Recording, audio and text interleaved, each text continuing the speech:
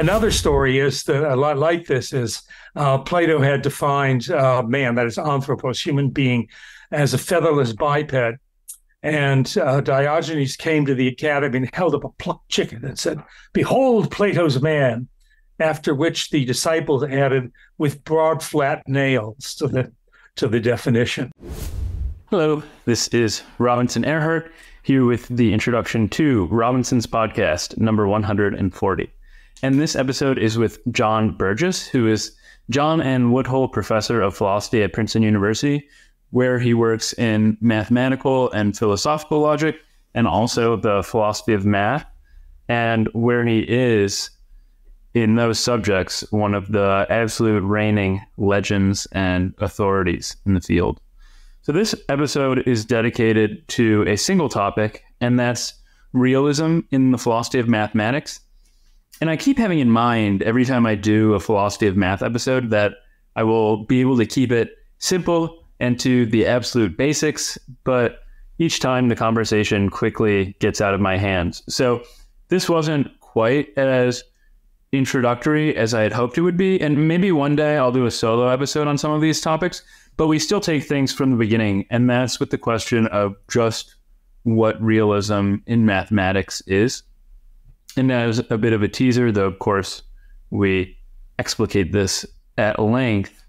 While the question is debated, realism concerns the degree or sort of commitment one ought to have to the mind-independent truth of mathematical theorems, or the mind-independent existence of the objects that those theorems, when taken at face value, describe. And after talking a bit about this, we get into set theory, which is the branch of mathematics that most closely connects to philosophy and questions of realism. And in doing so, we discuss some problems about infinity from within set theory that bring out different mathematicians' philosophical attitudes. That's how we get into the landscape of realism, where some mathematicians believe there's a literal universe of mathematical objects. Others think there are many universes of mathematical objects. Others think the notion of infinity is itself inherently meaningless. Some that math is really just a man-made language, and it's a tool, and it's nothing more, and the list goes on. Likes, comments, subscribes, reviews, follows, tweets, retweets. These are all very much appreciated. Now, without any further ado, I hope that you enjoy this conversation as much as I enjoyed having it with John.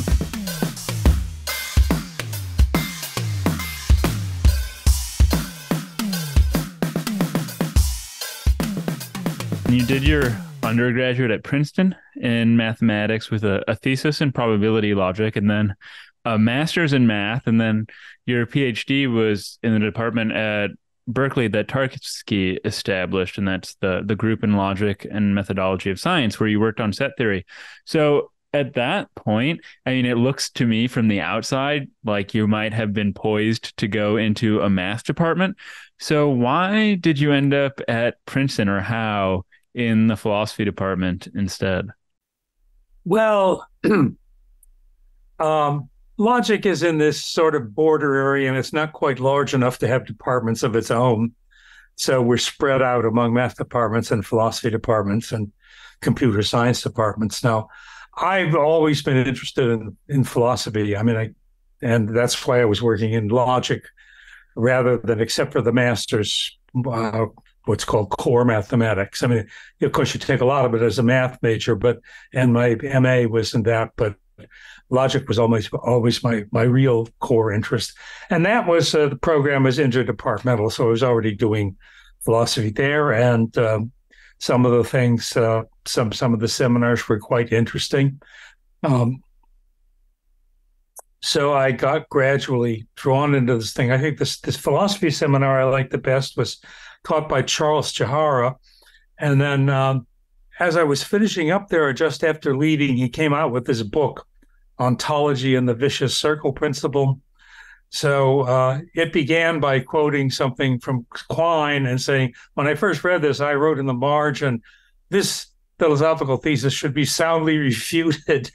And my own reaction was to Johara's thesis similarly. So I drew, but then when I tried to, set down what I really thought was wrong with it, it took me 5 years or something before I actually finished a paper on why I'm not a nominalist.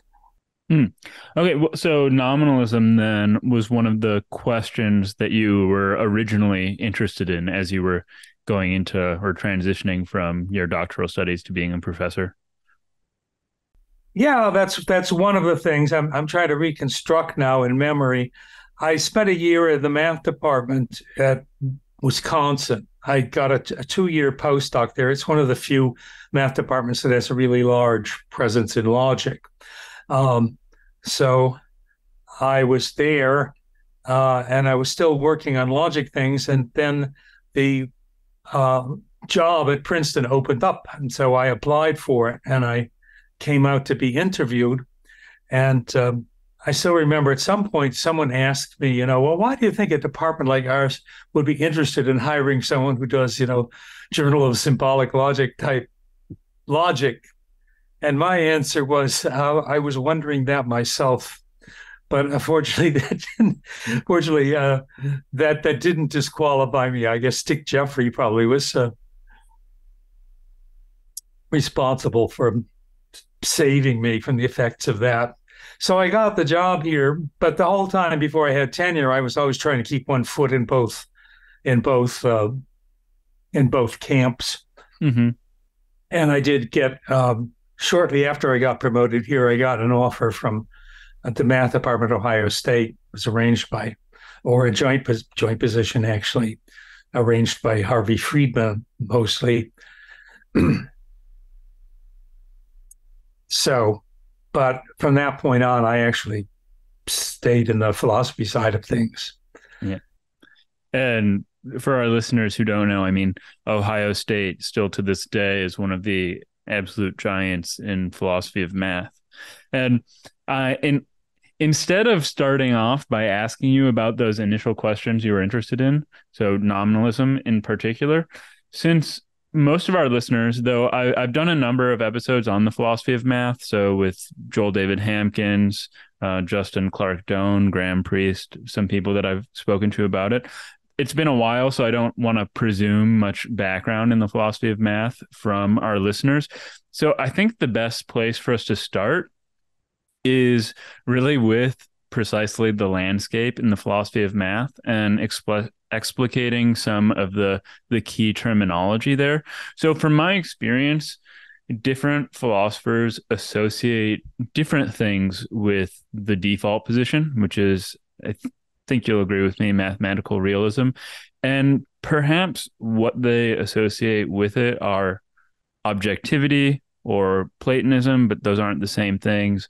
So first off, since I take it that you identify as a mathematical realist, just how do you think of mathematical realism, quite broadly construed, as distinct from your own particular variety? Well, I think fundamentally what it is a willingness to repeat in the philosophy seminar room the things in mathematical logic that you'd say outside the philosophy room, instead of, doing one thing when you're figuring your income tax, or if you work in a more technical area too, applying the mathematics that's used there, and then taking it all back when you come in the philosophy room and say, well, really, that's just a fiction. I was pretending to believe it, and so forth. So it's not apologizing for the things thinking in the ordinary way. So let me try to give an example. So in the mathematics room, you might say there are an infinite number of pairs of prime numbers that differ by 2.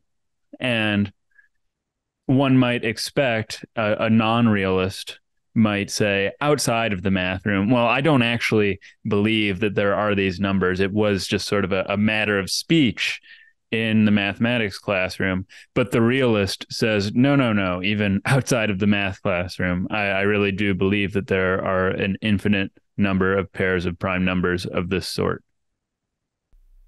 Yeah, I guess that's okay. And I think of it the other way as not having to take anything back, in the face of these philosophers who use the mathematics in the ordinary way when they're doing ordinary subjects and then want to take it back, say it was all fiction when they get in the philosophy room. So one possible dimension of mathematical realism is mathematical Platonism. And I think that is within the realist camp, maybe the default position. How do you think about mathematical Platonism? How do you describe what it is, and why, if it is distinct from, if related to, mathematical realism? Well, Princeton is a great center for the study of classical philosophy. And there is one of my colleagues who's probably the world expert on Plato's epistemology.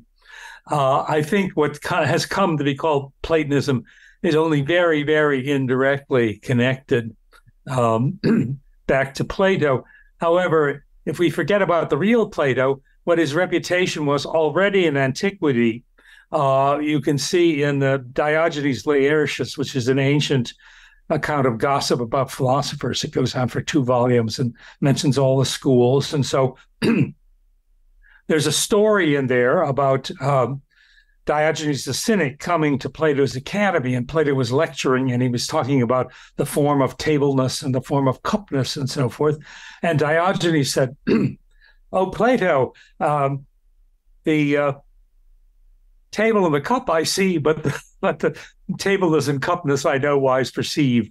And Plato said, "Very natural, O Diogenes, because you have eyes with which to discern the table and the cup, but lack intellect, by which you find these other things." That's a good one. I think that for something really deserved to be called Platonism, you would have to believe some kind of epistemological doctrine of which we have some kind of relation to the mathematical objects that is somehow parallel to the relation we have to physical objects, and that our knowledge, maybe light doesn't shine down on us, but maybe netic rays shine down and affect our pineal glands or something, and that's how we get objects. So that's certainly what anti-Platonists always seem to think that Platonists must believe. And of course, I don't believe anything like that. Yeah, well, Kurt Gödel, one of the most important logicians of the 20th century, if not, all time, he certainly espoused that belief that the structures or objects of set theory, and we'll get into this more in a few minutes, do present themselves to the mathematical intellect in some way analogous to sense perception. But I'm just curious, this quote of Plato's where he says, "You lack intellect," do you happen to know if that comes from a dialogue he wrote in which he was a character, so he might have had time to come up with that witty remark, or if it was just something that somebody else reported him as having said? Oh, well, this thing was written, about, I'm a little unclear on my dates, but at least 400 years after Plato. Okay. So in the meantime, his school had time to invent lots and lots of anecdotes about him. The Diogenes Laertius is not thought to be reliable on any historical question, or rather, at any given point, he's no more and no less reliable than whatever source he's copying at that point. And most of these sources are lost, and we don't know what they were. And most of them, if the story sounds too good to be true, it probably is too good to be true. Another story is that a lot like this is Plato had defined man, that is anthropos, human being, as a featherless biped. And Diogenes came to the academy and held up a plucked chicken and said, "Behold Plato's man," after which the disciples added, "with broad flat nails," to the definition. So, and I was surprised to find out there actually was some text where it gave not just the featherless biped definition, but did add, in fact, the broad flat nails. That's very And good. this is opposed to Aristotle, so the rational animal, that's supposed to describe the essence of the thing, you see, whereas the other thing's just, it happens to be accidentally the only thing that has these two properties of featherless and bipedality.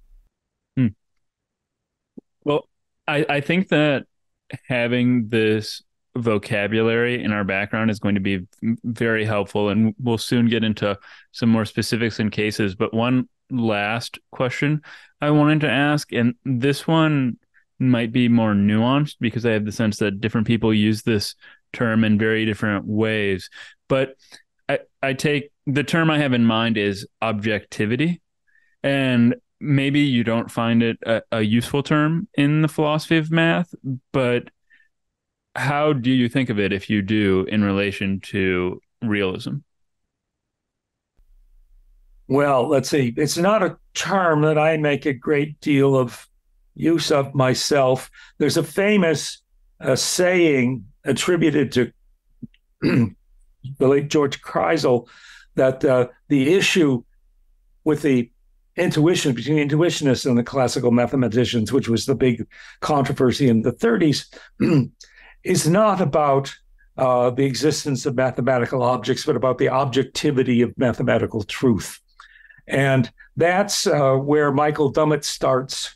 And he has introduced his own sense of realism, or rather his own sense of anti-realism, because he's anti, and realism would be the opposite of that, which doesn't have too much directly to do with the ontological question about the existence of objects. He's probably happy to say that the numbers exist, provided you have a constructive proof of the existence, but not if you don't.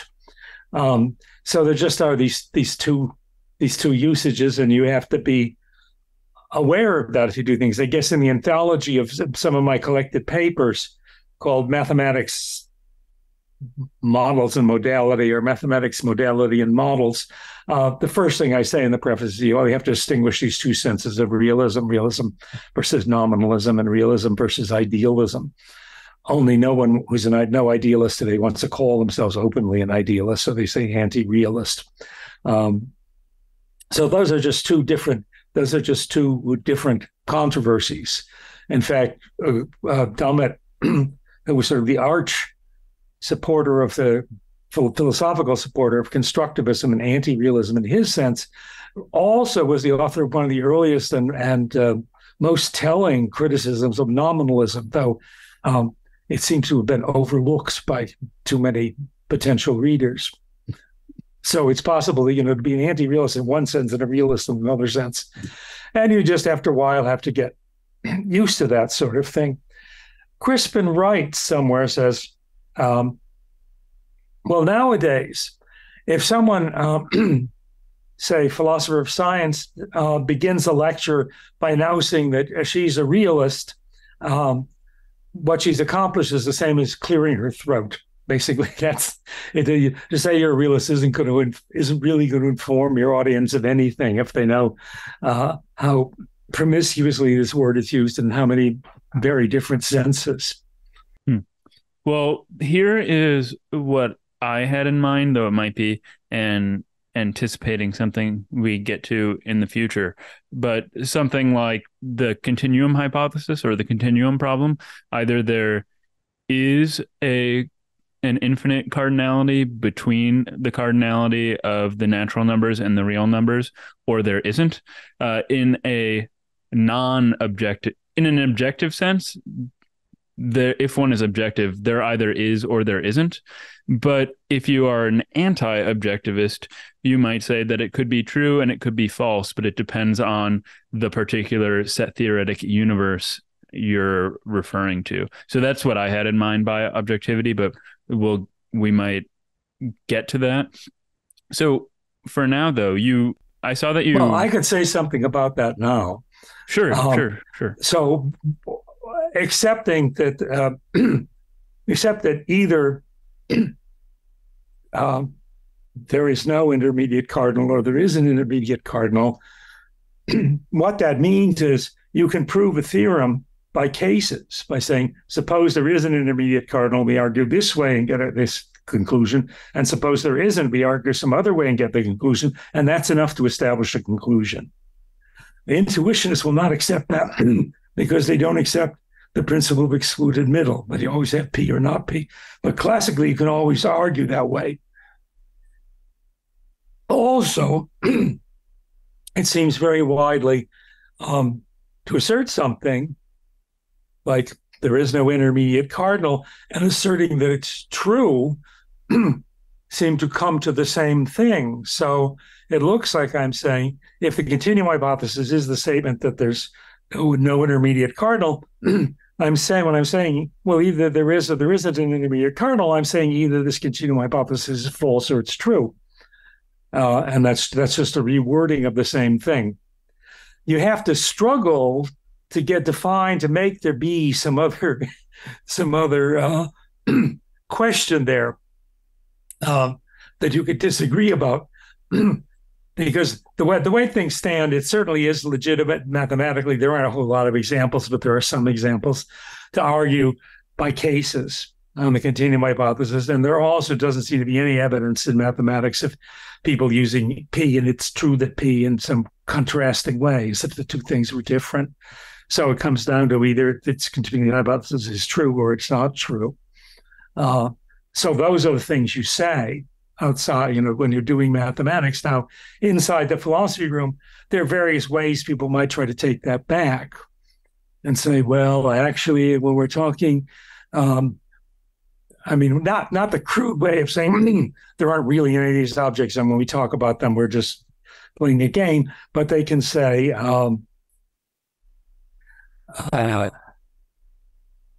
what can they say?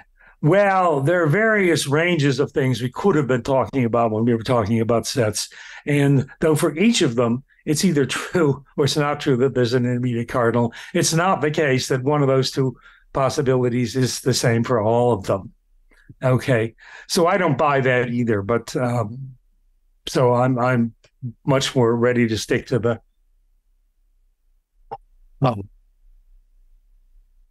plain statement. But on the other hand, I'm really not worried if one should believe that we're never going to know which, whether we don't have any idea of what anyway going forwards. There are programs going forwards, and they haven't actually, well, some people would say they've gotten quite far, and other people would say they haven't. But right. No, I would very much like to talk about Wooden and Kollner in particular shortly, but just to respond to what you said, yes, this intuitionist idea or their relationship to objectivity isn't what I had in mind, but of course it's extremely important. What I had in mind, and you got to this more in the second half of your response, is the idea basically that the continuum hypothesis is sort of trivially true in the set theory that's ZFC plus CH, and it is false in the set theory that is ZFC plus the negation of the continuum hypothesis. So in that sense, the question of the continuum hypothesis is not, there's anti-objectivity or pluralism. Well,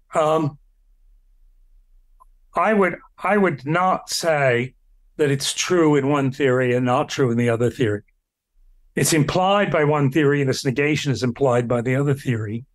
But just having the theory there doesn't mean make there exist any universe in which the things the theory says are true. Right. So I would not say, oh, there are these different universes. This one it's true and that one it's false. There are different models of set theory, but no model encompasses the whole universe. And the truth about you can easily believe there are models of all sorts of combinations of things. That's how you show that various propositions are not decidable on the basis of the axioms you've already agreed on.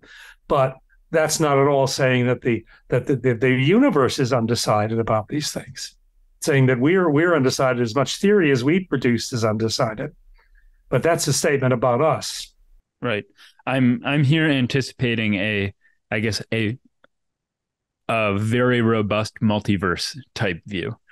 But for now, since I think we've gotten a bit farther into set theory than maybe would have been best for the people who don't know what set theory is, you recently just published an introductory text I saw with Cambridge Elements in Philosophy and Logic, this series in philosophy and logic on set theory. And set theory, as has already become evinced by our conversation, should form, I think, a very nice backdrop for us to discuss in a bit more detail the realist landscape. So first off, since we won't be able to get into the very technical dimensions of the field, I'll flag now that I did. Well, that's good, because I actually stopped following the work of Wood in this school quite a number of years back. I think after the first time he changed his mind from believing the continuum was Aleph 2 to believing it's Aleph 1, I sort of stopped following them. I know there have been developments since there are various kinds, and some people have very strong feelings that they're now really on the track of the thing, but we've had those feelings before, and then the track didn't lead to what we were looking for. Okay, well. Yeah. So, but I was just going to say that for my listeners, or our listeners, I did an episode with the Catalan set theorist Joan Bagaria on set theory alone. It was a couple of hours and change, I think somewhere in the 90s, if people want to go back for background. But just how would you introduce the basic notion of set, and then maybe set theory, to some poor soul who asked you this in passing at a party?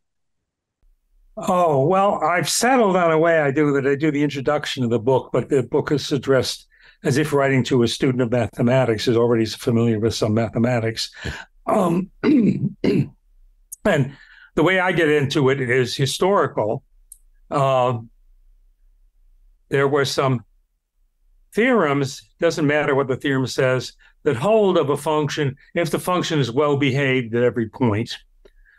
So we don't need to go into what is meant by being well behaved, but there are different ways a function could be well behaved or not well behaved. It could be smooth or not have a gap or something. But if it's well behaved in the appropriate sense, a certain appropriate theorem holds. And then Cantor's career began by his showing, well, you can allow one exceptional point where it isn't well behaved, and nonetheless the theorem still follows. And then he says, well, actually, you can allow 2 or 3 or any finite number of them. And even you can allow infinitely many, provided they're all isolated from each other. That means for each of the exceptional points, so there's a little interval around it, so there are no other exceptional points in the interval between the two ends. And if even there can be infinitely many, provided they're isolated.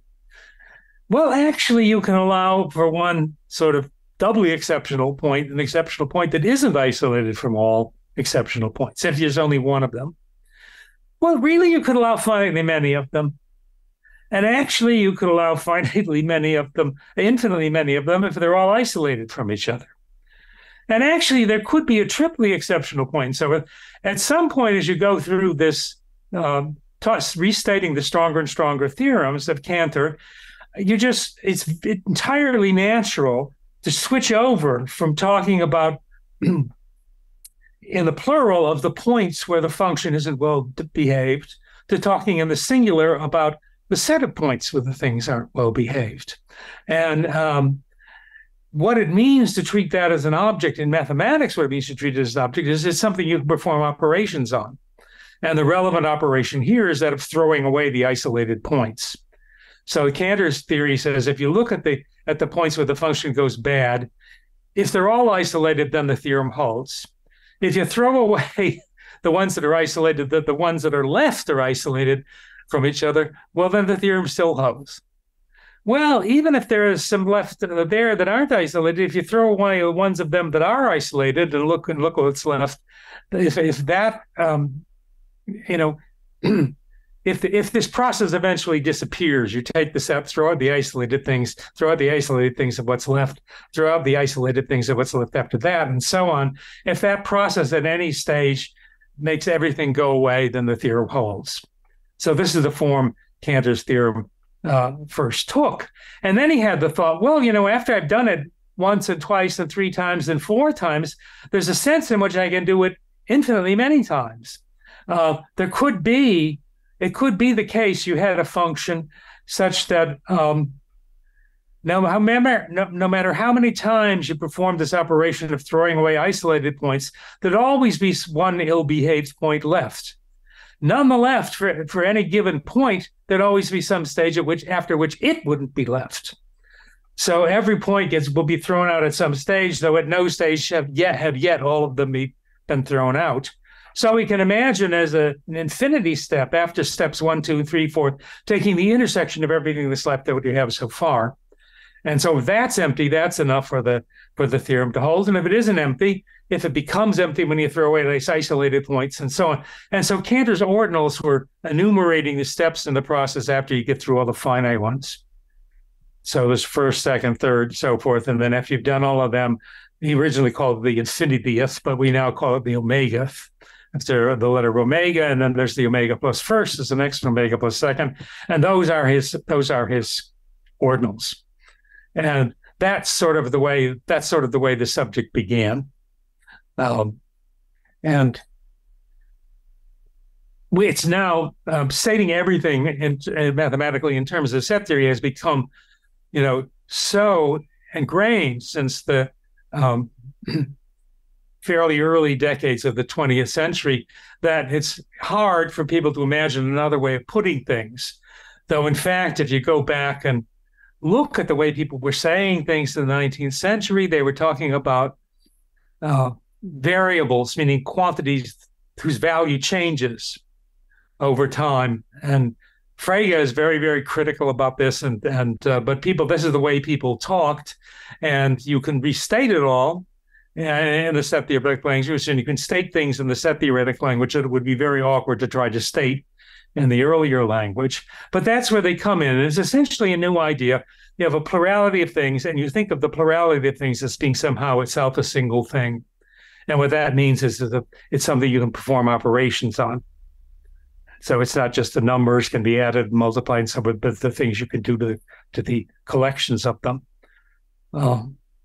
So that's where the idea comes in. There's some people who claim that the understanding of the ordinary plural notions, we say there are some things that do such and such, really means there's a set of things, each of which does such and such in the singular.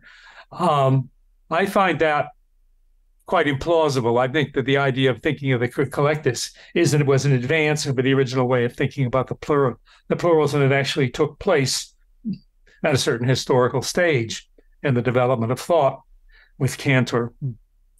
So that's how I'd come in. This series, The Elements, it's a very strange series. They're these little booklets, and they're all about the same length. And they're all about the same length, whether your subject is set theory, which is a vast part of the logic and mathematical logic, or it's a very specialized little topic. And I think the first two that came out, almost with a whole little booklet on a very specialized little topic. And then there's mine on set theory. And of course, the problem for the author seems to me becomes much more difficult the broader the thing is going to be, because you're not going to be able to give full detail about everything. So all you can do is get samples of some detail in the beginning and then gradually describe in more qualitative terms what else is out there after that. So that's what I tried to do in the book. Well, maybe before we continue, just to summarize some of the most important details for our listeners, just so they might be able to better follow what's going on. What is so significant about set theory is that in addition to the standard logical apparatus, you have this one type of object called a set that we can think of as a collection, and this one predicate of membership. And through this, we can reconstruct essentially the vast majority. There are some outliers of mathematics. So it's this very simple, very intuitive idea. Of course, it's highly complex in practice and the proofs are difficult, but it's just this very, very basic thing that set theorists, mathematical logicians can use to form the foundation for all of the rest of mathematics. Is there anything you disagree with there or would want to amplify? Well, I would disagree with foundation. The situation was in the 19th century, people were looking back at what had been done in the 18th century when mathematics was developing very rapidly in connection with applications to physics, and saw that there was a lot of looseness in the arguments. And it didn't look at all like Euclidean. You think of Euclidean geometry as looking where everything is very logically deduced from axioms announced in advance. Now, actually, once you start cleaning up the other mathematics, you'll notice that Euclid isn't that perfect either. And so, in fact, Euclid's geometry had to be redone. They spent a lot of time on the number systems, explaining the number systems, and they worked to the reverse of the historical order in which they were introduced. So explain complex numbers in terms of real numbers, and real numbers in terms of rational numbers, and rational numbers in terms of integers. And then the mathematicians were generally content to stop there. If you look at the machinery they were using in getting the higher systems from the lower one, they're already doing things like looking at collections. So they had different words for systems of things. And they were doing things like looking at pairs of things they already have and stuff like that, which we, in retrospect, recognize as essentially set theoretic operations. So they had everything down to set theory plus whatever you need for a basic arithmetic at the bottom. Then the really ambitious and philosophically motivated wanted to deduce that too, from something still more basic, logical. And what turned out to be the case is that, when you try to do that, the most simple and natural thing you come up with was Frege's system, and it turns out to be inconsistent. So then Russell said, well, he could repair it, but then the Russell system, when you look at the repair, it's so complicated. You can't really seriously believe that this is what people had in mind all along or anything like that. So the issue becomes that of, well, can we get something with explicitly stated, primitive notions and primitive assumptions such that we can get number theory from it? If we can, we'll be able to get everything else. And we really need to do that. We can't deal with having separately foundations of geometry and foundations of arithmetic and so forth, because by the 19th century, these subjects are all constantly interacting with each other. And so if you're going to have, geometry in which there are not any infinitesimals, which Archimedes' axiom holds, then you can't have an algebra in which there are infinitesimals. The things are going to have to match up somehow. And so what you really need is a single framework in which you could develop everything. But once you have a framework that's generous, some of the things that are in there are going to be more basic and more certain than any of your principles in the larger theory. So if the larger theory isn't really forming a framework for these things, the things that were the most solid before, they're incorporated, and they're able to interact with all these new things, and you're able to construct the new branches of mathematics in there. But the old ones are not getting a more solid foundation. They're being put in a more commodious framework. So that's the way I describe it in my book, Rigor and Structure. And there's a paper of Penelope Matty in which she also tells a similar story, or that's one of the things that you want a foundation to do, or one of the things you might mean by foundation. So in that sense, it's a foundation. In another sense of making the things more certain, it's not.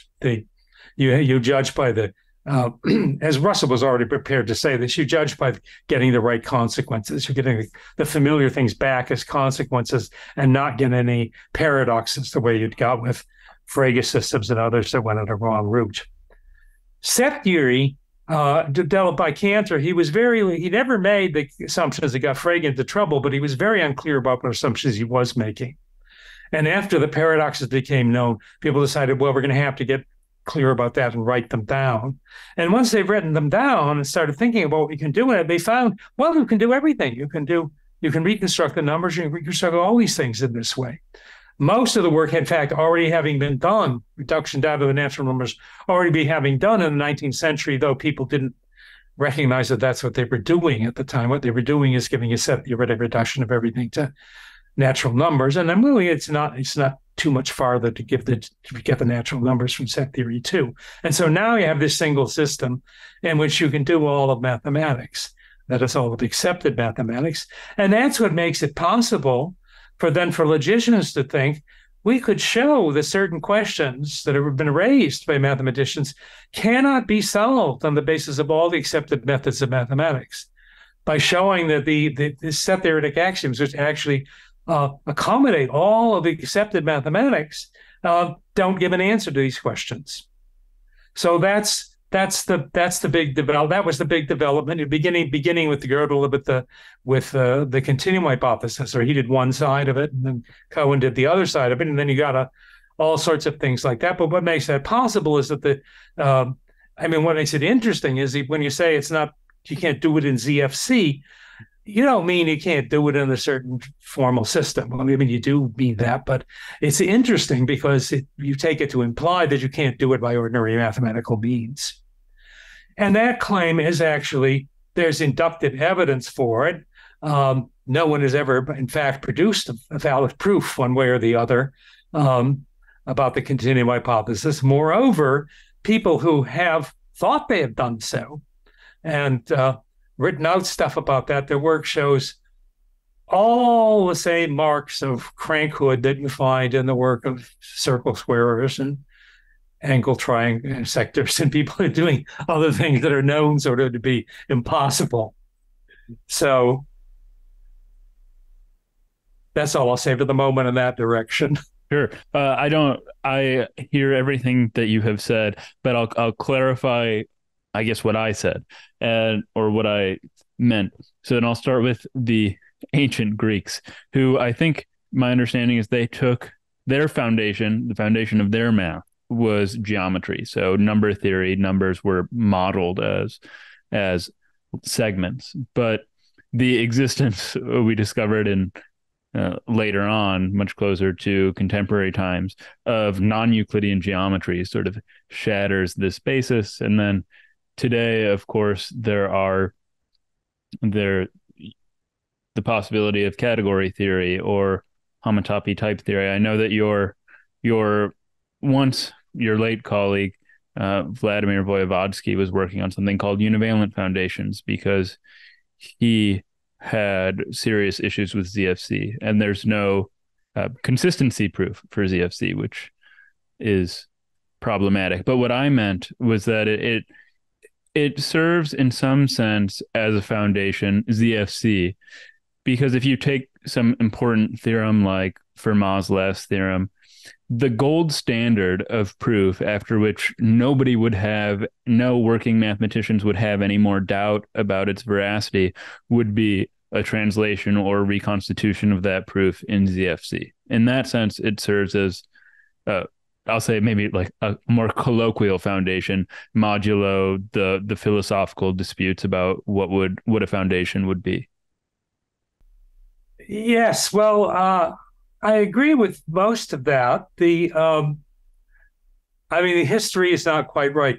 The Greeks started out trying to think of everything in terms of number, and by number they meant whole numbers. And then when they found out that you couldn't explain the ratios of the square of a side to its diagonal in terms of whole numbers, that was a crisis. And they took the ratios of intervals to describe these other things, but they never thought about them. They never called those numbers. They never called those ratio numbers. By the time you get to Newton's universal arithmetic, that's what numbers are. Euclid's definition of number is a plurality of units.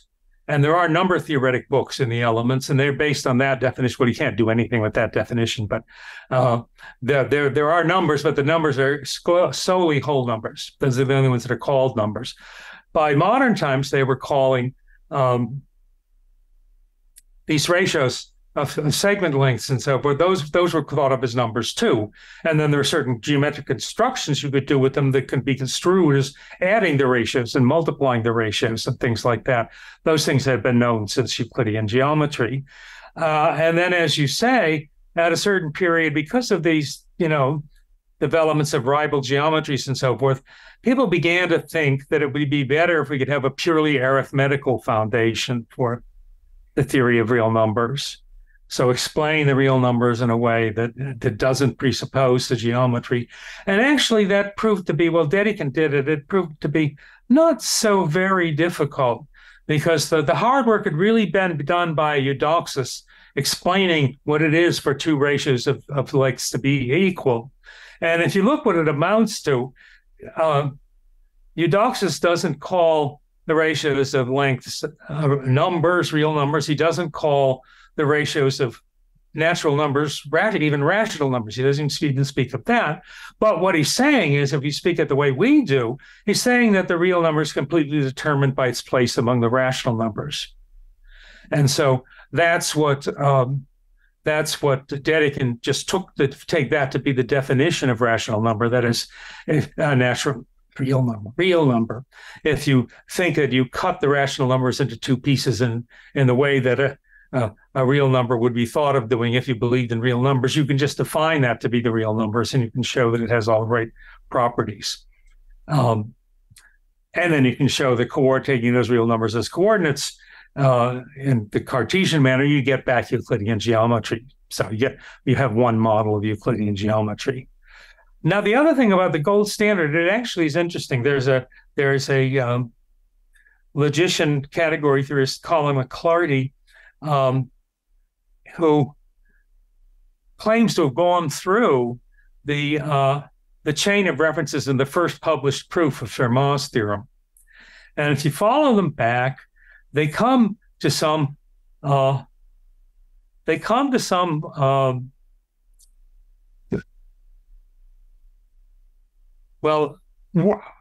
output of a seminar. I've forgotten what the word is now, but there's a yellow series of books that includes things like that. If people have seminars, it's called the Seminar in Algebraic Geometry. There are several volumes of it, and some theorems from there do get used. And if you look closely at the theorems, they are using some constructions that actually can't be carried out in ZFC. That you have to now, from a set theory point of view, what they need extra is very, very little. But and Zermelo had already suggested it. But you do need something more. And so, if people were thinking that ZFZ was the test, this thing shouldn't have gotten through the first time around. It turns out also the experts don't find it at all difficult to avoid this thing. But in terms of if you just follow literally the chain of references, the first way that was written down, it includes something that isn't done inside ZFC. Well, thank you very much for correcting and clarifying my history. I very much appreciate that. And now that we've got some set theory on the table, it is time for objectivity and Platonism to enter once more. So I already referenced Kurt Gödel when you brought up sense and the intellect in your very nice Plato story. But again, just to amplify, he's maybe the most important set theorist after Cantor.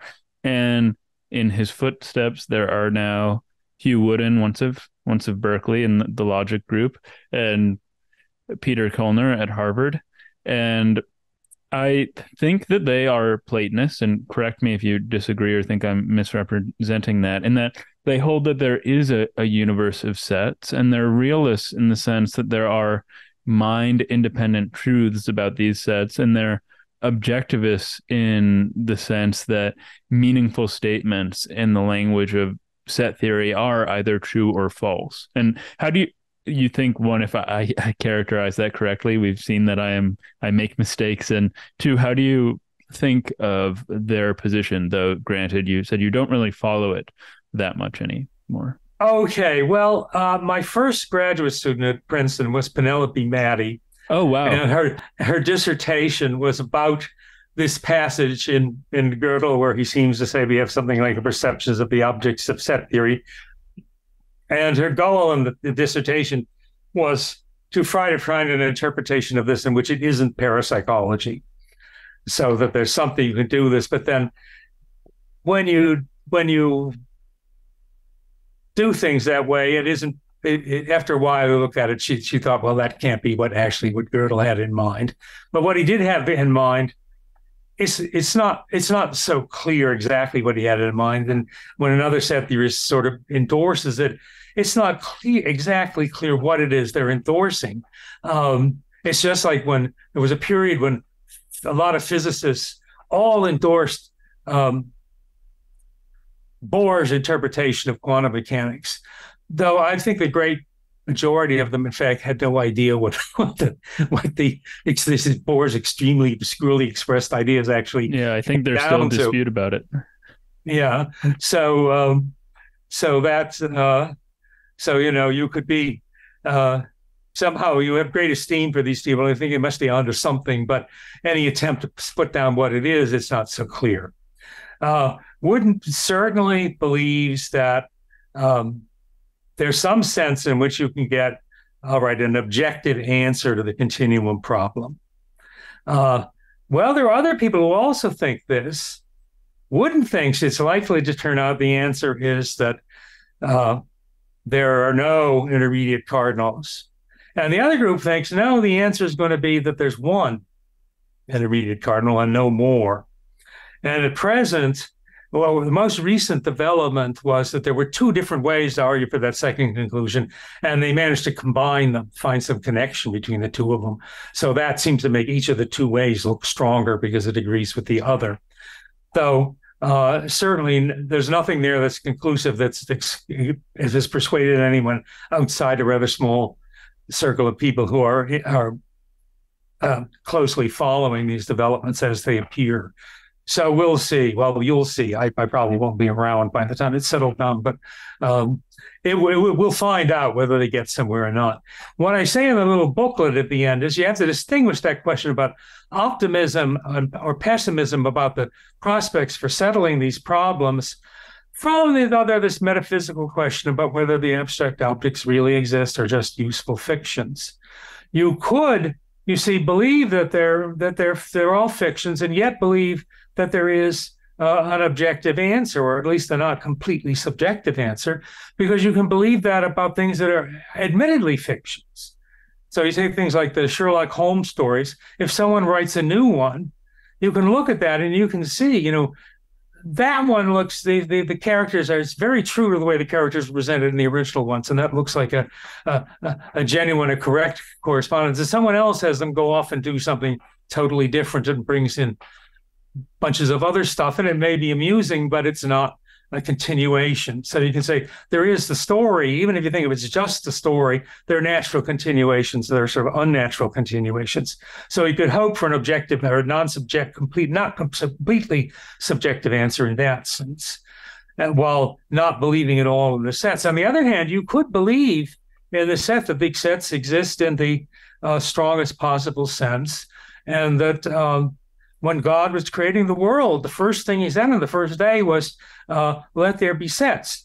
And there were sets, and he saw the sets that they were good, and he divided the sets from, I don't know what, the nonsense, the elements. And that was all done in the dark. And then he took up the question of light, So you could believe that and still believe that, well, he hasn't, in fact, revealed to any prophet what the truth is about the continuum thing. And there really probably isn't any other way unless he deigns to do that we'll ever find out what the answer is. So you could believe that the questions are completely unanswerable, and it's a waste of time to try to answer them, even while believing that the things are firmly real. So they're really just two separate questions. What I say about this is, well, Mantic has already said this in several places, but I will end my little booklet by saying that it's the philosophical lesson, that set theory is a grand subject, whether you think of it the one way or the other way on either of these questions. My mentor has primarily been Chaim Gafman at Columbia, and he is very much in this, I guess, third camp that you've laid out, where he has no time whatsoever for metaphysical questions about set theory. I still find them very interesting. I think there's a lot at stake if you want to understand mathematics, to know whether mathematical objects are fictional like Sherlock Holmes, or robustly real in this God created them before everything else and thought they were good sense. So let me ask you, One, if you think I'm right, though, in characterizing Wooden, I guess I should probably have him on to ask him. But if he is in this robustly real camp, and two, how you think about this, where you fit into these three categories. Well, okay. I think that most of the distinguished set theorists, if they have opinions about this thing, they would rather speak for themselves than not have other people putting words in their mouths. I know this was true for Robert Solovay, who was my first really serious teacher of set theory, and it's been true for other people. And they don't want, above all, they don't want to get tied down in these philosophical questions. That's like, I think, and there's a story about Gell-Mann that was actually, I think, repeated in the Murray old Scientific Gell-Mann? American. Yeah, that when he introduced the quark hypothesis, he was very careful not to assert that the things were real or anything like this, to be very transparent. And they said, well, why didn't you just, say that these quarks? And he said, well, I didn't want to get involved, with the in debates with the philosophers. Mm-hmm. And so I remember Dick Jeffrey used to say to that, look, what are they going to do to you? Galileo, when the philosophers got to him, they showed him the instruments. The Inquisition showed him what they'd apply to him if he didn't give up the Earth going around the sun. These other people, what are they going to threaten Gell-Mann with the dread word processor? That's not going to, that shouldn't be very frightening. But people just don't want to be bothered by that sort of thing, and so they'll just put it off. And they perceive correctly that it's not going to have much effect on the work they're actually doing, and so they don't get involved in it. And it's like that with set theory too. My picture is the big discussion, the big discovery of mathematical logic, which is underappreciated by philosophers, is this, that there is a sequence of stronger and stronger theories, okay? And each one is riskier in the sense that the stronger ones can always prove the consistency of the less strong ones. The less strong ones can never prove the consistency of the stronger ones or even their own consistency. So they get more riskier and riskier, but they also get stronger and stronger, and you're able to prove more and more theorems about very simple things, about the solutions to certain kinds of solutions to Diophantine equations, they're called. So whether some polynomial thing there are integers that give it the value 0, and you get more answers to those things the higher up you go in this series. And the mystery is, if you're out to define stronger and stronger theories, it's very, very easy to contrive artificial ones that just are of incomparable strength. The ones that are weaker than both of them, the ones that are stronger than both of them, but between themselves, you can't comprehend. But none of the natural ones that ever corresponds to anything that anyone has thought was the correct view of where the good mathematics stops and the bad mathematics begins has been anywhere other than this one linearly ordered sequence of things. And that's a completely unexplained phenomenon.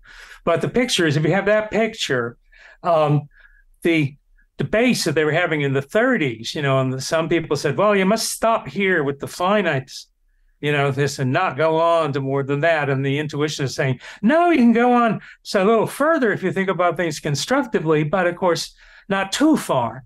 And then the predicativists said, well, you can actually go farther than that and have some bits of set theory, and then that'll be okay, but it'll be wrong if you put in too much. People don't think of most people don't, the logicians anyhow, don't think that way anymore. They don't think there's a place where the good begins and the good ends and the bad begins. They think there are just these trade-offs between the power to prove theorems and the riskiness of the basis on which you're trying to prove them, and that's just something to be lived with. So that's what I say about that. When I teach as the students, I always tell them about the history of this thing, remind them of the story of the fisherman and his wife and the magic flounder from Grimm's fairy tales. Do you know that story? Well, the fisherman goes out when he lives in a miserable hovel. Well, that's the English translation. The German original says lives in a piss pot with his wife, and every day he goes out and tries to catch a fish so they can have dinner. And so one day he goes out and he catches this great big flounder, and he says, "Well, this is we're going to have meals for a week from this." But then the flounder says to him, "Well, please, Mr. Fisherman, I'm not really a flounder, and I wouldn't taste very good. I'm an enchanted prince. Why don't you throw me back in the sea?" So he throws the flounder back in the sea, and then he has to come home and tell his wife that he doesn't have anything for dinner. And he tells her this story, and she says, "You idiot! If the flounder could talk, it must have magic powers. You shouldn't have let it go until it did something for you. You go right back down to the sea and ask that flounder for give us a nice cottage instead of a piss pot to live in." And so this fisherman goes down. He says, "Flounder, flounder in the sea, I come to beg a boon of thee," and asks for the cottage. Or says that his wife asks for the cottage, and the flounder says, "Go, she is standing at the door of it already." And he goes back in there. She is indeed with this nice cottage. So then they go through a series. They're content with something for a little while, but then they always want something more. And so she wants to become a noble, and then she wants to become king, and then she wants to become emperor, and then she wants to become pope. And finally, after she's become pope, one day, she decides she would like to have the power to command the sun and the moon to rise and set. And people say to her, "No, you can't do it. Only God can do that. You can't do this." She says, "Well, I want to be like God. I don't want to be able to do that." And the fisherman goes down. He's scared to ask the flounder one more assist, but he goes down and does ask the flounder. And the flounder says, "Well, in that case, you must go back to the piss pot." So the history of the stronger and stronger theories is like this. So things called large cardinals. That's exactly what I was thinking. The things called large cardinals, and you get stronger and stronger ones, and you get more and more results from them. And on the other hand, there's one cardinal called the Reinhardt cardinal, which turns out to be so big that 0 equals 1. Oh, really? In other words, it's inconsistent. The Reinhardt cardinal. So now there are people who play the game of, well, how close can we come to the inconsistency without actually being inconsistent, you know? And there's some people who think that, well, since the proof of that inconsistency uses the axiom of choice, maybe if we drop the axiom of choice, we could add that and we get some theory that is stronger in terms of what it can prove about number theory and so forth than any of these set theories with large cardinals. Though it isn't strictly stronger than theories with large cardinals because it doesn't have the axiom of choice, nonetheless, it would belong. And maybe that's where we would find the way to choose between the way Wooden wants to go and the way these other people want to go, maybe. But at present, that's the situation. If you understand the logic of the thing. We don't debate anymore. These sophisticated people and logically sophisticated people don't much debate about where's the right place to stop. You know, and so Dummett looks rather retrograde and trying to argue that, you know, the intuitionism is where you should stop and not go on to these other things. And there are people who argue for finitism and predicatism. That's all wrong. What you have to do is realize the pattern of how the things get stronger and just what risks you're taking when you go move to a stronger one and just what benefits you're getting from doing it. And when you've understood that, that's all there is to understand about it. That's one view, or at least many logicians who hold this view might think that, well, any other question you ask at this point, except about how the development of this thing and where various things are placed in it, that's a metaphysical question, and we don't need to concern ourselves with metaphysical questions. So, well, there's a lot there, and I have a lot of questions. But first, I guess a few comments. So I entirely understand your desire not to put words into Hugh Wooden's mouth, but I will relay words from other set theorists that I've spoken with. So Joel David Hankins and Joan Bagaria in particular. I think Bagaria just said he agreed with Joel, but what Joel said was that he thinks of the objects of set theory as more real in a sense than physical objects. So he is very robustly Platonist about them. He said he has a much, much better understanding of what the empty set is than I think he picked up a teacup. He has no idea what the teacup is made. Strings, point particles, no idea, but he has a very firm grasp on the properties of the empty set. And then another thing I will say is you mentioned Murray Gell-Mann. I spoke a couple of days ago with Andy Strominger, who is one of the leading string theorists. He's at Harvard. And when I asked him about the observation or detection of strings, whether or not he thinks there's anything smaller than strings, this sort of question, he said, I don't think about those questions. I gave up on those questions a long time ago. What I'm interested in is the theory and how I can use it as a tool to solve open problems, because he used it in one particular instance to solve this problem of Bekenstein-Hawking radiation that had been around for 25 some years, and it was a really big development. And then the last thing, well, I want to ask you about this Reinhard cardinal, but before then, was part of your response your way of saying that you are not interested in the metaphysical question, so you don't want to answer whether or not you think of sets as fictional objects or real abstract objects or some third category? You just don't want to enter into that debate? Well, that's a little... I would like to claim that my view is a little more sophisticated than just saying that, though. That has the spirit of it, right? Oh, I wasn't saying that it wasn't more sophisticated. I was saying, was that the spirit of it? Yeah, that's the spirit of it.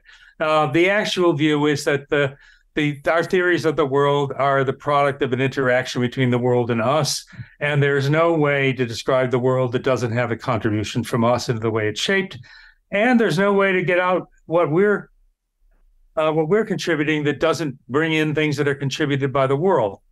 So all you can do is do what we do. We construct the theories and we use them for certain purposes. And now, if you ask, well, are they real or not? The answer is, well, according to the ordinary way people use real, they certainly are real. This cup is real. It isn't a hologram or something like that, or a fake cup. It's a real cup. Those sorts of things.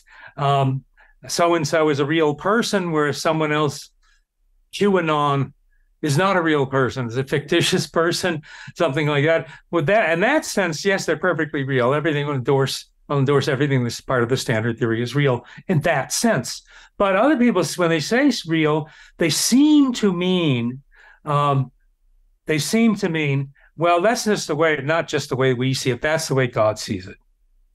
And this was, people like Galileo and Kepler sort of explicitly talked that way. And so their realism was explicitly of that form. Once you get past the 19th and 20th century, they'd like to say that as well, that's only sort of a metaphor, but basically that's what they're thinking. So they may want to make some extra stronger assertion, and I don't want to make the extra stronger assertion.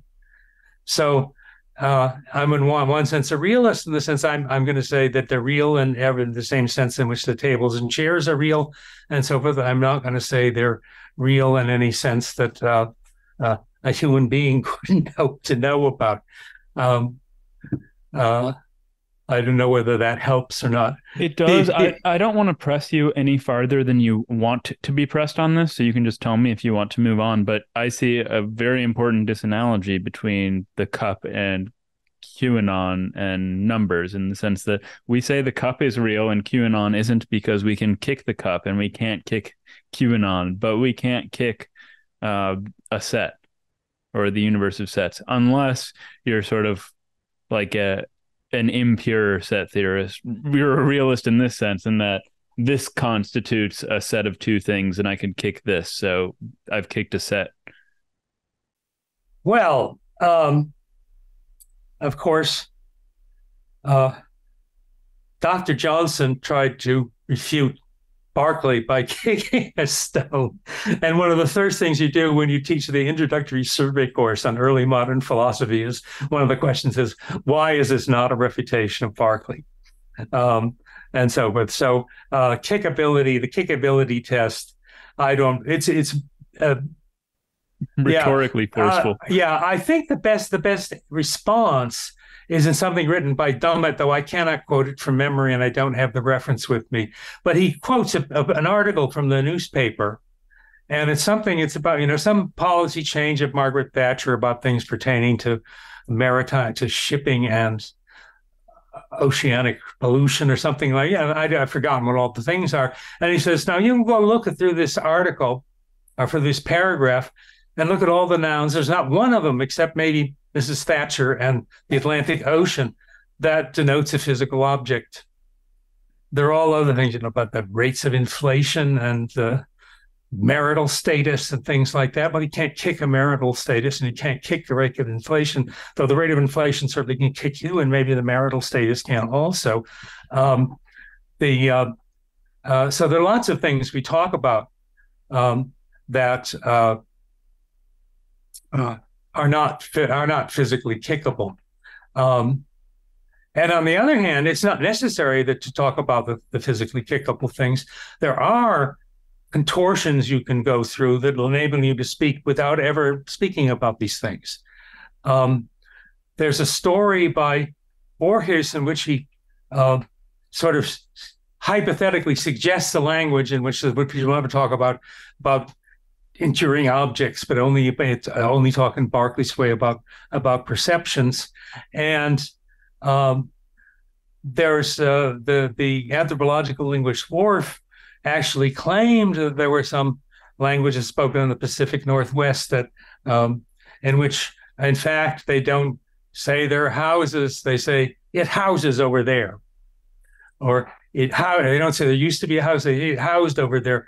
What's the true part of this is apparently the things that for us would be nouns and for us would be verbs go through the same kinds of grammatical transformations. So you can put them in the, tenses and things. So that's how you get from a house to something that used to be a house.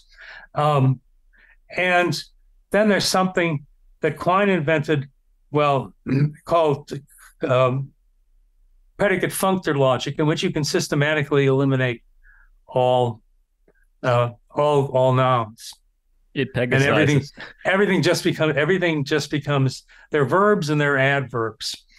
There's a lot more adverbs in our language, but everything's expressed that way. And so we never have nouns, and so we never have the appearance of you're talking about things with properties.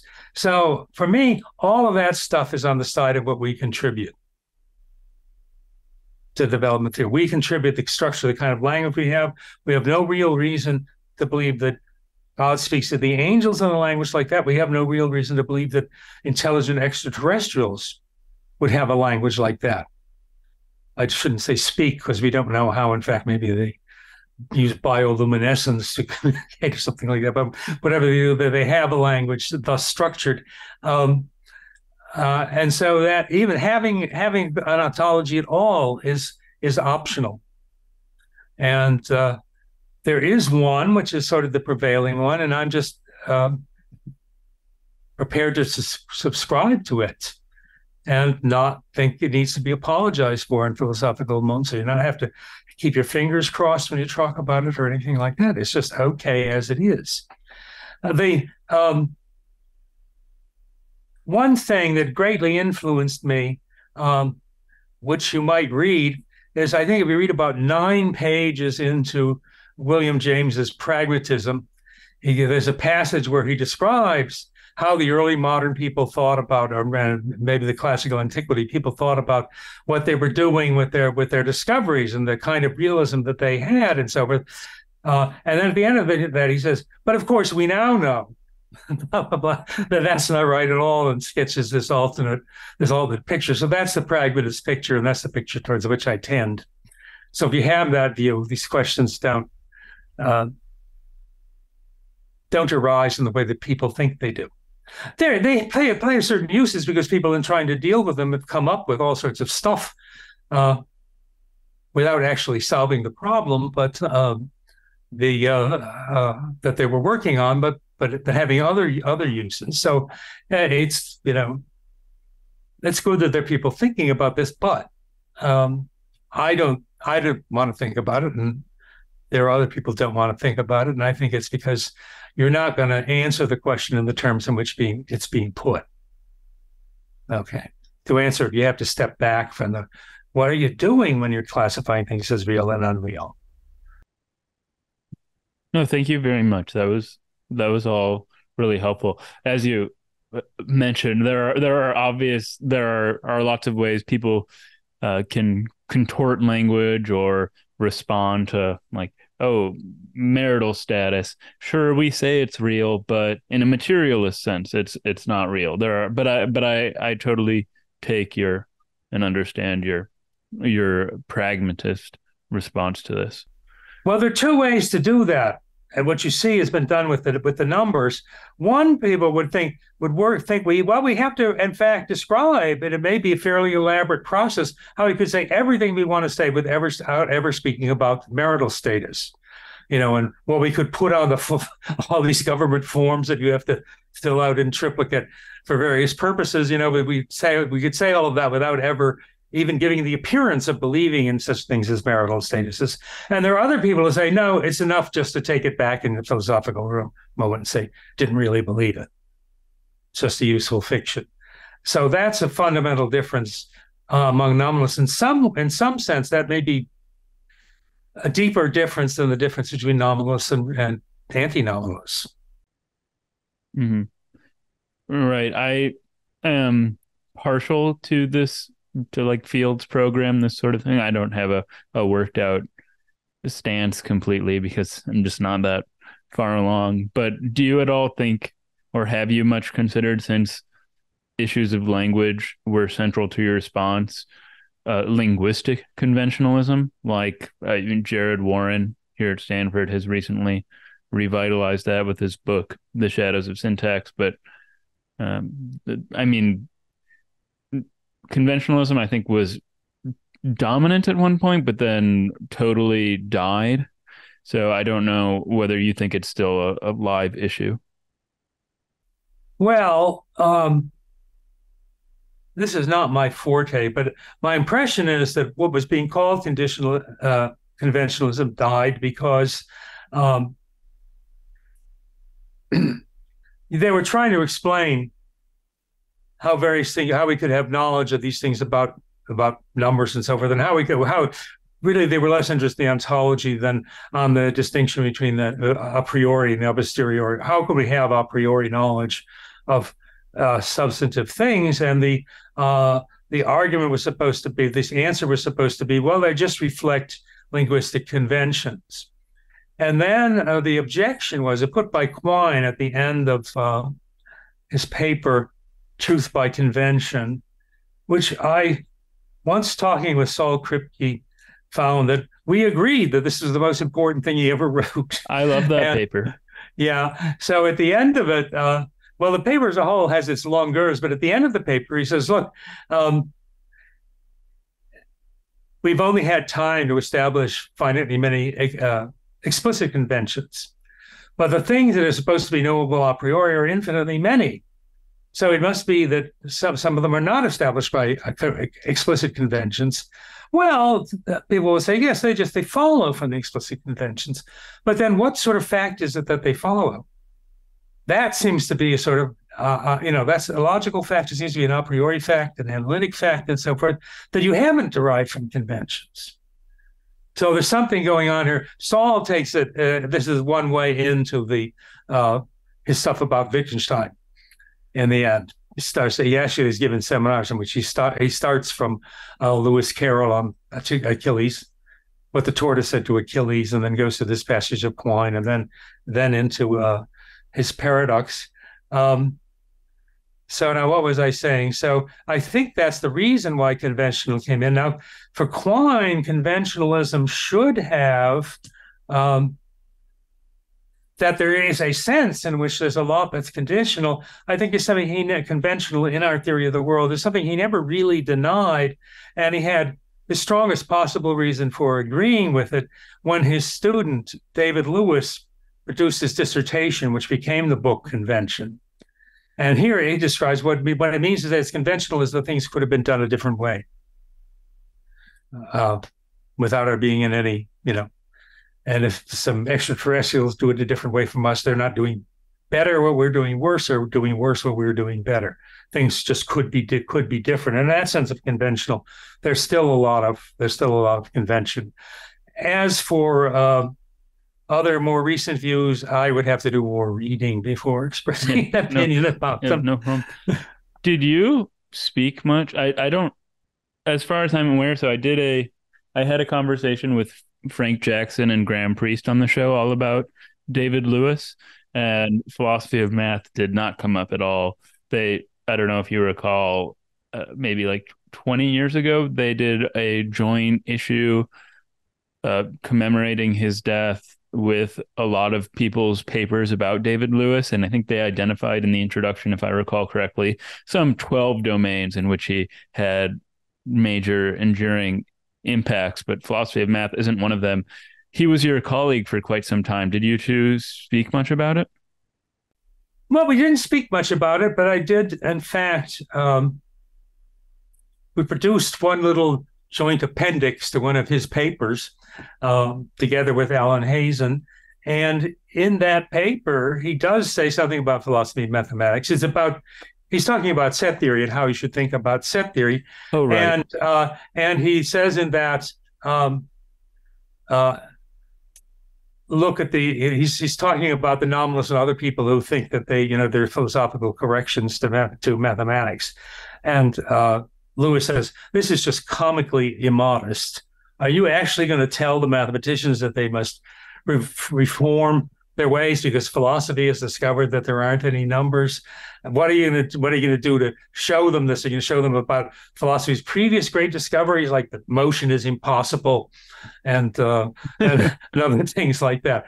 It's a very nice passage. I used to quote it in every other paper I wrote, but you have to stop doing that after a while. So it's not that he didn't ever think about it. He did think about some things. He just didn't. He wasn't much interested in the way that things were going. Yeah, maybe I was forgetting about it, but he did write this book, or maybe it's not a book. Was it Parts and Classes? Parts of Classes. He wrote the book Parts of Classes, and then and that is some things were discovered very shortly after the book came out that would have made the book look rather different. So he published a paper called Mathematics as Megathology, which then was a summary of the book as it would have been if he'd written it after he'd learned these other things.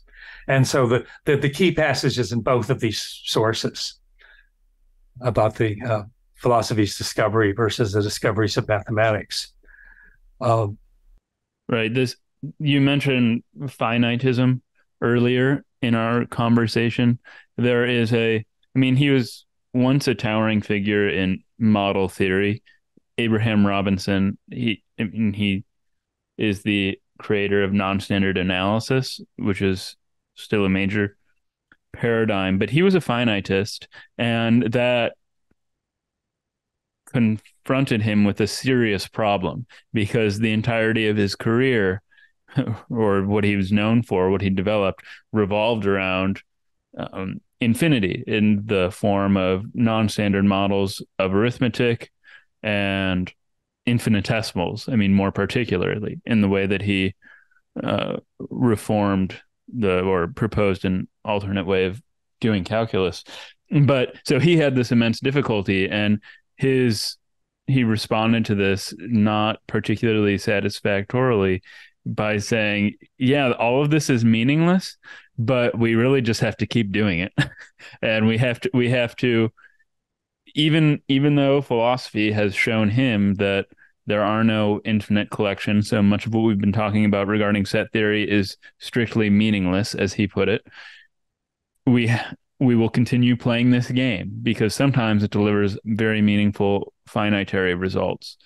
So he totally was open to and thought mathematicians should entertain this picture of Platonism that facilitates their work. Well, it's interesting that you say that about Robinson. I didn't know it, or maybe I knew it and forgotten it. He and Tarski are generally cited as the founders of the two main directions in the East and West model coast theory at the beginning.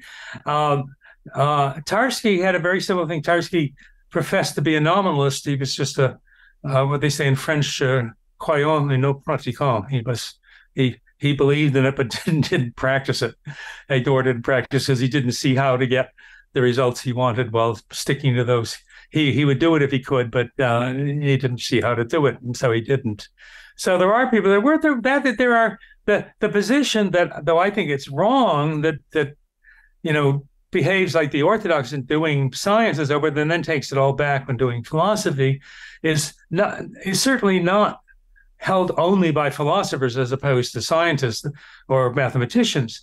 The percentage of mathematicians that have any serious sustained interest in philosophy is very, very small, much smaller than it was in the 1930s when there were still debates about which direction mathematics should develop and so forth. And among them, you can find probably representatives of every position that's held by a philosopher, except the ones that are the most complicated, and plus some other ones that would be held only by mathematicians because they're too sophisticated. The philosophers have heard about the machinery in them. So there are certainly people who say that, and so all I can say is, well, I think that's wrong, but I think he's reading too much into what he's saying when he's what we do when we speak about existence or reality or something. He's taking that in too strong a sense. Yeah, if he's a fine, I think finitists in general are. They're saying that there aren't any infinite things. Well, what do they mean by are or aren't? Yeah, his I mean, he had a number of arguments, but one of them, it was quite basic, and it was just epistemic. He said the idea of a collection of two, or a set of two or three or five sets of five chairs presents itself to my mind quite clearly. I can grasp these finite sets. I can grasp an arbitrarily a large finite set. But as soon as we pass into the realm of the infinite, I cannot wrap my mind around it. And if I can't wrap my mind around something at all, if, like Hilbert said, if I don't see it or anything like that, any of these things, I have no license to assert it in my mathematics. And thus, any sentences that purport to refer to an infinite totality, they can't be interpreted. So they are, and again, I quote, he says it's literally meaningless. But at the same time, mathematics has been very useful. So, yeah. Well, what you've described was Hilbert's official view. Only Hilbert wanted to concede that on the plane of philosophy and concede nothing on the plane of mathematical practice by saying that the mathematical practice was useful because it produces true finitist statements. It is actually not so easy to find any. His notion of what's finitistly meaningful was so narrow, was actually not easy to find any statements of that kind that were actually used any high-powered mathematics to prove. I think the Hermann Weyl mentioned in one convention what's called Chebyshev's theorem. It says there's always a prime between n and 2n, and that was originally proved by complex analysis or something, and then people found an elementary proof of it. Which doesn't do that. So there is a finitist proof of it, but it was known for a long time before there was. But Hilbert thought, well, I can't in good conscience take that position unless I can prove that the things that are produced, the finitist things that are produced using this infinitistic apparatus are correct. That they aren't just, it's not necessarily falsehoods. And that quickly reduces to the question of the question of consistency. Because if it produces a finitist statements are so narrow that if it produces an inconsistent one, you'd be able to show it was inconsistent. So he wanted to show, but that's what Gödel said you can't do. That's what Gödel proves you can't do. You can't prove by means that Hilbert would have thought of as meaningful, that it's by finite just means the consistency even of finitist mathematics, let alone of the infinitistic mathematics. And so that's when this other picture came in. Well, then all you can do is compare the things by their consistency strength, which ones can prove the consistency of which others. But most people who've got into that sort of, I think it's sort of, I don't know, sort of unsophisticated to think, well, where's the right place to draw? Where is the line to draw one or the other? Because certainly you can imagine an infinite series of things. Imagine railroad tracks just get harder and harder to see the farther they were ahead, but have infinitely many ties on them. I mean, there are many things you could use, many things you could are sort of imaginable that are not for which that their imaginability is not a conclusive proof of their existence, so let's say, in the sense in which philosophers are looking for the proofs of existence of things have been looking for them. Mm-hmm. I'm not sure that you can really imagine an infinite set of train tracks. I understand what you're saying. We can talk about it, and we can make use of talking about it, but I'm not sure if we can really wrap our minds around the length of an infinite set of train tracks, just how big this is. But this might interest you. I mean, your connection to Hilbert is, on the one hand, I mean, obvious since he's the main finitist, but it's also quite important because Robinson made this very explicit. So his primary paper, where he most rigorously lays out his position, though it's still, I think, lacking for a philosopher, because he wasn't a philosopher even though he was philosophically informed, was called Formalism 64. And he wrote it shortly before his death in the late 60s, in 64, in which he sort of said, I mean, he doesn't say it this grandiosely, but he takes his view to be the success for I don't know why I keep saying success for the successor of Hilbert's, though granted, if he wants to maintain his formalism, he has to, in some sense, deal with the developments of incompleteness. Well, it's good that he saw that.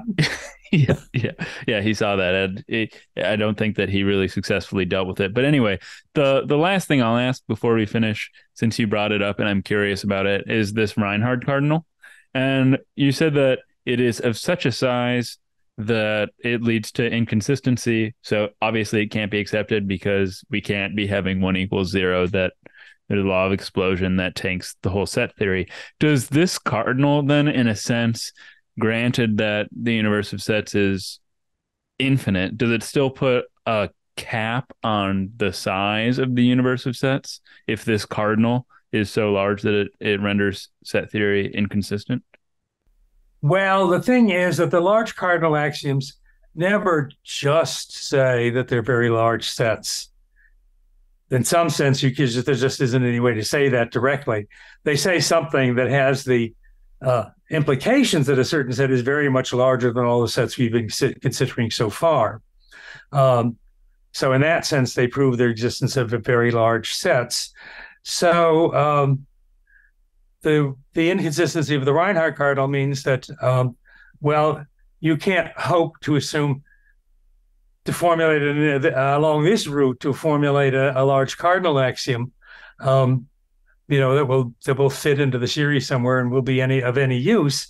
But that's the fact that it's the only example like this means that it doesn't mean that there really aren't any other examples, but that the other examples have been done by people not nearly as sophisticated as Reinhardt, and they fall apart rather obviously, more or less immediately. So it is certainly possible, and you're looking to get something that's going to imply that there are very large sets, or that the universe of set theory is very tall. Nothing ever just purely says that. You always have to say it by means of, some additional statements, and that always opens the possibility for an inconsistency. So the fact that there's some ways to know, there is no, if you look how many things are in the universe, there's as many as there could be.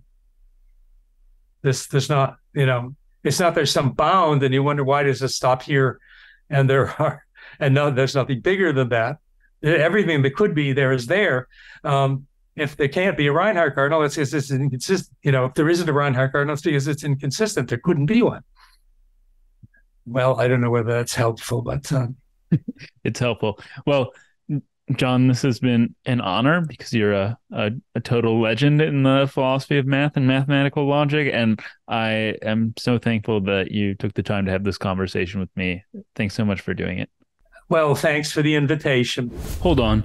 If you haven't subscribed, liked, commented, or reviewed, that would be so helpful. And if you haven't yet, you could also follow me on Twitter and Instagram at Robinson Earhart.